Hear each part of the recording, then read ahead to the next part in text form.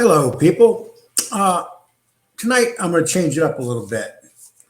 I'm going to talk about the Kyle Rittenhouse trial. Now, as people know, I did a video once before, maybe about 2 weeks ago on Kyle Rittenhouse, and he's on trial for shooting three people in Kenosha. One got his elbow blown off. The other two got him was killed by this 17-year-old kid. All three men were in their 30s. Two of them had extensive records of assault and battery of women. The first one that he shot had sexual abuse charges toward children, and the third one that he shot came on a plane from Seattle, and he was with Antifa out there, and he purposely came out to Kenosha when the riots were going on. But I've seen a lot of things in this world, but what's going on now with this trial is really disgusting. We have a prosecutor that will not listen to the judge. And what happened is yesterday, the prosecutor brought on a witness that was going to talk. He was the one that got his elbow blown off. He was going to talk about saying that he was armed, but he never put the gun down to shoot at Kyle Rittenhouse. But what happened under when the prosecutor was questioning him, he slipped up. He said that he did have his hand down and he was pointing the gun directly at Rittenhouse before Rittenhouse shot him. Originally, he was saying he had his hands up with his gun in his hand, but never brought it down. So basically, he admitted he lied. And the prosecution, the guy put his hands in his face. He was disgusted. So today, it's like the prosecution's acting like they want to get this case thrown out. So they keep breaking all the rules. And the judge keeps yelling at the prosecutor. Kyle Rittenhouse is on the stand. This is very exciting stuff if you're not watching it. Kyle Rittenhouse is on the stand.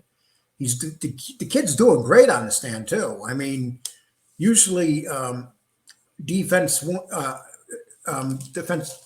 lawyers won't put their clients on the stand, but they did with him. And for an 18-year-old, like I said, he's doing a great job. But this is from Tim Pool. I'm just going to play this and stop it and get a couple minutes out of it. And Tim Pool, I love Tim Pool. He used to be a very liberal guy, and then he supported Trump, and he left the Liberal Party, and now he's probably more of an independent than anything. He has a lot of liberal views, a lot of conservative views. He's just one of those guys that he despises all the parties. But his show is very popular. It's one of the top shows out there on YouTube. But anyway, I just want to play you how this guy starts off, just to get you an idea what happened today. Fact, it's going so bad that the defense just argued for a motion of a mistrial with prejudice, saying that the prosecutors are doing so bad, they're either trying to get a mistrial, meaning they'll get another chance to prosecute Kyle Rittenhouse because they know they're going to lose, or they're attempting to use unconstitutional means to prejudice the jury against Kyle Rittenhouse. Now, there are two. So basically what happened today is that the lawyer, the prosecutor, he was a bunch of stuff was ruled out of this where he couldn't use it. So what he did, he started bringing the stuff in when Rittenhouse was on the stand, and the judge kept yelling at him and telling him, "You're on the borderline of committing breaking all the rules." I mean, he goes, "I already ruled on this stuff. You can't use this stuff, and you're bringing it into evidence." And the prosecutor kept fighting with him. And the judge, and it's like he wants the case to get thrown out because it's going so bad for the prosecutor right now. I mean, all you need is one person in that jury to say that Rittenhouse is innocent. And the way it's looking right now, anybody that says he's guilty just is prejudiced about it. It's extreme prejudice when you already have your mind made up, and you go in there and you're going to vote guilty on them. So let me play a little bit more of this. Two important points in that motion. The judge so far said he'll take it under advisement and then told the prosecutor, I don't believe you are acting in good faith. I've got all of this. We'll go through it. But the gist of it is the prosecutor tried to use Kyle Rittenhouse's right to remain silent against him, actually saying in front of the jury, why haven't you come forward and told your story sooner? Why did you only wait until this trial after you've heard all the testimony to explain your story? He tells the judge, I am trying to basically lay out the case that Rittenhouse is tailoring his version of events based on testimony. And the judge goes off saying, you have just committed a grave constitutional violation. He says you are at the borderline. Maybe you're over it. It better not happen again. And the prosecution tries to make an argument for being allowed to do it. The next thing that happened was that the judge had already ruled 4 months after the night in question in Kenosha. The prosecutor brings it up anyway, and the judge goes off. The defense then says he's trying to get a mistrial. Now, a mistrial with prejudice would mean the case is a mistrial, it's dismissed, and prejudice means that the prosecutor would not be allowed to bring these charges again. Kyle Rittenhouse would get off on everything. In this heated exchange, and I will stress, at the time of filming this video, the case is still ongoing. In the argument, the judge says, I will take the motion under advisement. So now the judge has to decide whether he's going to throw this case out because of what the prosecution's doing. So the prosecution, first of all, they should have never tried this case. They should have charged the kid with gun charge because he shouldn't have had the gun. But it's evident that he was being attacked. The video shows it all. They played the video at the trial today. And if you haven't seen this, you can go anywhere on YouTube and find this and watch it. You really should watch the trial, even from the time it started this morning. What happened is when everybody was shocked when they said Kyle Rittenhouse was going to testify because they figured that this prosecutor was going to rip him apart. But he didn't rip him apart. The kid's up there like a chief. I mean, they were trying to make the kid sound like a redneck or, all these things he's not. I mean, he's none of this stuff. I mean, they call him racist, and the problem is they call him racist, but he didn't shoot nobody of color. He shot 3 white guys that had long criminal records. One of them just got out of jail a couple days before. The first one that he shot, Rosenblum, the guy was running at him, and he was 5 feet away, and the guy behind him was yelling, cranium him, which means bash his head in. And that's when he took his gun and shot Rosenblum basically between the eyes. And so we have this trial going on, and this is going to be a big thing. Because if they can convict you on this little bit of evidence, and all the proof that it was self-defense. Listen, the kid shouldn't have been there. He did a stupid thing. There's no doubt. But just because he shouldn't be there doesn't mean that they had the right to attack him and he couldn't defend himself. And that's what it comes down to. And, this kid's a high school dropout, and they thought it was going to be some kind of, day in the park putting this kid up there, and this kid is giving them hell. I mean, you could tell he's a very smart kid. For a high school dropout, he was doing high school online. And then the prosecutor had, and you never hear them say this shit in trials. They asked him if he played violent video games. And then the judge got mad again and said, what the hell does that have to do with this? Does that mean that everybody that gets put on trial now, they're going to ask them if they play violent video games? Well, let's play a little more of Tim Pool. And like I said, Tim Pool is awesome, people. You can go to his channel, subscribe to it. I mean, I love his channel. He speaks from both sides of the aisle, not just one side. And he's just his show is just phenomenal. Now, I think the judge doesn't want to take away the opportunity of the jury to issue their ruling, but there's already speculation. The judge, based on evidence from the state's own key witnesses, the judge could issue a directed verdict after the jury comes out and issues their findings.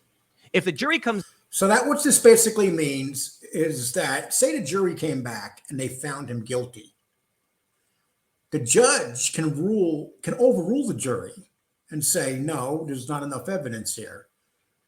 And a lot of people are saying the people on the jury, just like the people were with George Floyd, and later the jury said that they were afraid of doing any verdict but guilty because of they were afraid of being threatened at the homes. They were already getting threats. Personally, that cop Chauvin deserves to be where he is. That was a scumbag thing he did. I'm not defending either one in that Minnesota thing. It was two bad people meeting at the wrong time. But I would never defend that cop. You don't keep your knee on someone's neck for 8 minutes. That's bullshit. But getting back to this. Now so if he rules that they cannot, say that he just says mistrial, the judge. And then he also rules that they cannot ever prosecute him for any of these charges again. Or if the jury comes back and says, being that the case looks so bad for the prosecution, the judge might overrule the jury. So we're talking like this trial has it all, people. If you're missing this, if you're on here watching these podcasts and stuff and you're not watching that, you're missing a lot. Comes out and says not guilty. The judge says, okay, good. If the verdict on the evidence as a matter of law, not guilty. There are a lot of things that could still come up. And I think this is one of the reasons the judge isn't going to issue any rulings right now on dismissing this with prejudice or issuing a directed verdict. And that's the jury could come back and say manslaughter. They could argue on the gun charges. But Kyle Rittenhouse already has some other victories. The judge recently ruled that the curfew violation charge is dismissed. So this has been nothing but good news for the defense. And it is clear based on the gross. So think about this. The prosecution wanted to charge him during these riots in Kenosha. And the prosecution wanted to charge him for breaking the curfew law. Everybody there was breaking the curfew law. Nobody got charged for it. The only person they want to charge is Kyle Rittenhouse. Can you imagine that? See, this is what's wrong with our justice system. Our justice system is just doing whatever they want. It's like our government's doing whatever they want. It's like we the people, we don't even have any voice anymore. You have a few people, like, I don't know if you ever see that video of one dot controlling a million dots. That's what it is. It's like this one little thing of 600 people controlling the rest of the country. And then you have these judges. This judge happens to be a no-nonsense guy. And he's not taking no crap from the prosecution. But anybody that's in these chat rooms that have done time or dealt with the law, we see what happens when you go to court. One time they had a charge on me and they knew they could drop it, but they didn't drop it. They basically said, well, we'll let you plead guilty to this and we'll give you this charge and then we'll drop this. And if you don't drop it, even though we know we're going to lose, we're going to take you to court on this charge. This is how they do it, the prosecution. Our perfect example, look at the Gaudis. I mean, If one Gotti now that makes a mistake, they pay for the father. Whether it's John Jr. or whether it's the young man that's in jail now, in prison right now, they get these ridiculous sentences just because their last name is Gotti. And that's the prosecutions. They're doing this all over the country now. And they're letting the bad people go and they're locking the good people up. Not the good people, the people that don't deserve these sentences. But yet they'll let murderers out to go out and kill. I mean, they literally have no bail in a lot of these cities now. But you know what? If it's political and they have a reason, they'll prosecute you. Or they'll send 20 guys to your house to have you arrested 7 o'clock in the morning with CNN filming. This is what it's coming to, people. I hope this young man beats this charge. I think he deserves to be charged with the gun, which is a year, which he's already served a year, so it would be time served. Well, this trial is going to tell exactly where our system is right now, with all the evidence that proves that this kid, it was self-defense. A 17-year-old kid attacked by 3 30-year-old guys. 2 of them fell on it, and the third one, 2 of them violent felons. And the third one was an Antifa member that flew in from Seattle. Well, I just wanted to put that out there today. I hope you liked this video. And please like the video. And if you're watching this and you have not subscribed to my channel, please subscribe to my channel. And I hope you people enjoy this. Thank you.